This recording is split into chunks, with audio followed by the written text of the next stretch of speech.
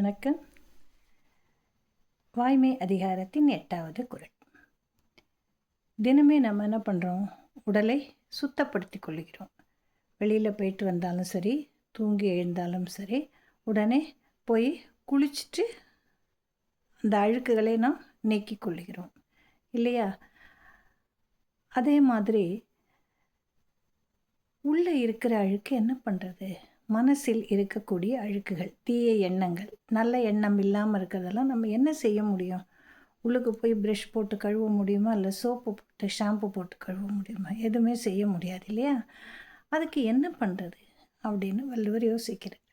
ஏன்னா மனிதர்கள் அனைவரும் மன அழுக்குகளை கொண்டு தான் இருக்கிறோம்.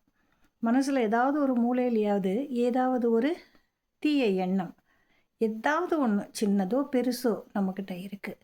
அதை நாம் சுத்தப்படுத்தி கொள்ள வேண்டுமே. அப்படி பாரதியார் சொல்கிறார் இல்லையா, மனம் வெளுக்க வழி இல்லையே அப்படின்னு சொல்லிட்டு சக்தி கிட்ட கேட்பார் அவர். அது மாதிரி இந்த மனதை எப்படி வெளுக்கிறது? வெள்ளாவி வச்சா வெளுக்க முடியும்? கிடையாது. ஆக என்ன செய்யறது இதுக்கு அப்படின்னு பார்த்தார். வள்ளுவர் அழகாக சொல்கிறார், புறந்தூய்மை நீரால் அமையும், அகம் தூய்மை வாய்மையால் காணப்படும்.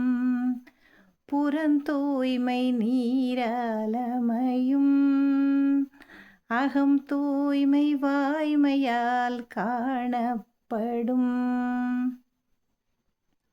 மனிதர்களே, நம்முடைய உடல் அழுக்குகளை நாம் நீக்கிக் கொள்ளுவதற்காக குளித்து விடுகிறோம். தண்ணி ஊற்றி குளிச்சிடுறோம். அப்போ மேலே இருக்கக்கூடிய அந்த அழுக்குகள் போய் விடுகின்றன. ஆனால் மனதில் இருக்கக்கூடிய வன்மங்கள், தீய எண்ணங்கள், அதையெல்லாம் எப்படி நீக்கிறது அப்படின்னு சொல்லும்போது, வாய்மை என்ற நல்ல கொள்கையை நாம் கொண்டால் அது சுத்தமாகிவிடும். உள்ளமானது தூய்மை அடைகிறது. நம்முடைய உடலின் அழுக்குகள், மேல் அழுக்குகள், முகம், கை, கால் இதெல்லாம் இருக்கு இல்லையா, இந்த அழுக்குகளை நீக்குவதற்கு குளித்து விடுகிறோம். தண்ணீரை ஊற்றி குளித்து விடுகிறோம். அதை தான் நீரால் அமையும் அப்படின்னு சொல்கிறாரு. ஆனால் உள்ள அழுக்குகள் நீங்குவதற்கு வாய்மை என்ற ஒரு நல்ல கொள்கையை, ஒழுக்க பண்பை நாம் கடைபிடித்தால் உள்ளமானது எப்பொழுதுமே தூய்மையாக இருக்கும் என்று வள்ளுவர் நமக்கு கூறியிருக்கிறார். அந்த வாய்மையை கடைபிடிக்க நாம் முயற்சி செய்வோம். நன்றி.